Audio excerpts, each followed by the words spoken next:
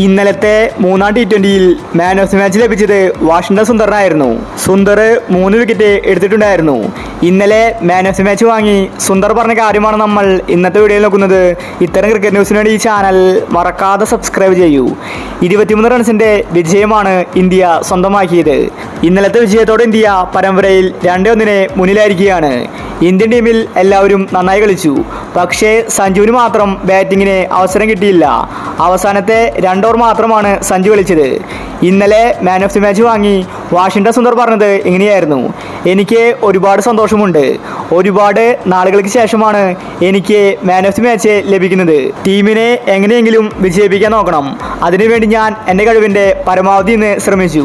ടീമിൻ്റെ ക്യാപ്റ്റനായി ഗില്ലും അതുപോലെ വൈസ് ക്യാപ്റ്റനായി സഞ്ജുവും എനിക്ക് ഒരുപാട് സപ്പോർട്ട് തന്നിട്ടുണ്ട്. സീനിയർ താരങ്ങൾ പറയുന്നതാണ് ഞാൻ എപ്പോഴും കേൾക്കാറ്. അതുകൊണ്ട് തന്നെ ഈ ഒരു അവാർഡ് ഞാൻ അവർക്ക് സമർപ്പിക്കുന്നു. ഞാനിപ്പോൾ ഹാപ്പിയാണ്. അടുത്ത മാച്ചിൽ ഞാൻ ഇതേ കളി ആവർത്തിക്കുമെന്ന് വാഷിംഗ്ടൺ സുന്ദർ വ്യക്തമാക്കി. മൂന്നാമത്തെ T20യിലും ഇന്ത്യ കളി ജയിച്ചു. ഇനി ഇന്ത്യക്ക് പേടിക്കാൻ ഒന്നും തന്നെയില്ല. ഒരു മാച്ച് ജയിച്ചാൽ ഇന്ത്യക്ക് ഇനി പരമ്പര സ്വന്തമാക്കാം. പക്ഷേ ഇന്നലത്തെ കളിയിൽ ശുഭ്മാൻ ഗില്ല് സെൽഫിഷ് കളിയാണ് കാഴ്ചവെച്ചത്. അഭിഷേക് ശർമ്മയെ ഓപ്പണിംഗിൽ നിന്ന് പുറത്താക്കി. താരം ഓപ്പണിംഗിൽ സെഞ്ചുറി അടിച്ച താരമാണ്. എന്നിട്ടും ഗില്ല് സെൽഫിഷ് കാണിച്ചു. അതുപോലെ തന്നെ ഗില്ല് ഇന്നലെ മുട്ടിയാണ് കളിച്ചത്. അതുകൊണ്ട് ആർക്കും തന്നെ ബാറ്റിങ്ങിന് അവസരം കിട്ടിയില്ല. സഞ്ജു, റിങ്കു, ശിവൻ ദുബെ തുടങ്ങി ഒരുപാട് താരങ്ങൾ ഇറങ്ങാനുണ്ട്. എന്നിട്ടും ഗില്ല് അവസാനം വരെ മുട്ടി കളിച്ചു. അതുകൊണ്ടാണ് ഇന്ത്യക്ക് കൂറ്റൻ ടാർഗറ്റ് ഇന്നലെ ലഭിക്കാഞ്ഞത്.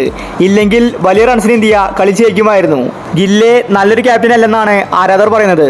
അടുത്ത മത്സരങ്ങളിലും ഇതുപോലെയാണ് ഗില്ല് കളിക്കുന്നതെങ്കിൽ സഞ്ജുവിനും റിങ്കുവിനും ഒന്നും അവസരം കിട്ടാൻ സാധ്യതയില്ല. കാരണം ഇവർ 5ാം സ്ഥാനത്താണ് കളിക്കാൻ പോകുന്നത്. അപ്പോൾ ഇത്തരം ക്രിക്കറ്റ് ന്യൂസിന് വേണ്ടി ഈ ചാനൽ മറക്കാതെ സബ്സ്ക്രൈബ് ചെയ്യൂ.